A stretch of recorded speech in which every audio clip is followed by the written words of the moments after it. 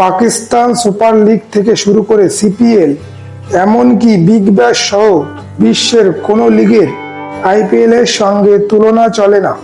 কারণ এবারের আইপিএলে হতে চলেছে প্রতিটা প্লেয়ার কোটিপতি।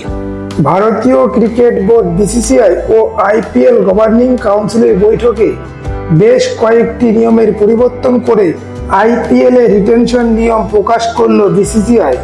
বন্ধুরা, ভিডিওটি শুরু করার আগে আপনাদের কাছে অনুরোধ, আপনারা যদি আমার চ্যানেলে নতুন হয়ে থাকেন তাহলে চ্যানেলটিকে সাবস্ক্রাইব করে পাশে থাকা বেল আইকন বাজিয়ে দিন এবং ভিডিওটি লাইক ও শেয়ার করুন।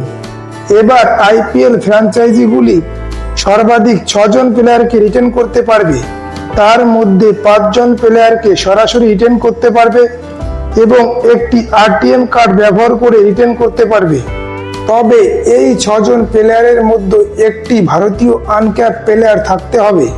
কিন্তু বাকি 5 জন রিটেন করা প্লেয়ারের মধ্যে কোনো বাধা ধরা নিয়ম থাকবে না।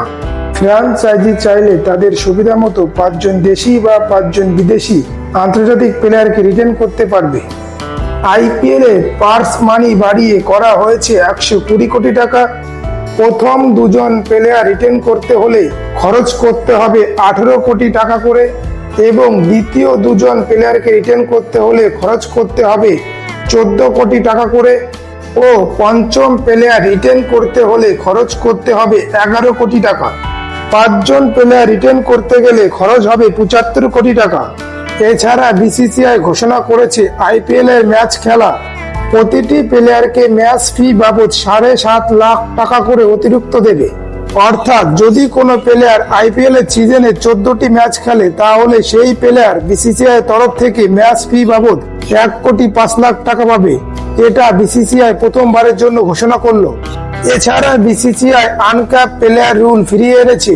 যদি কোনো প্লেয়ার 5 বছরের বেশি আন্তর্জাতিক ক্রিকেট থেকে অবসর ঘোষণা করে তবে তাকে আনক্যাপ প্লেয়ার হিসাবে ধরা হবে।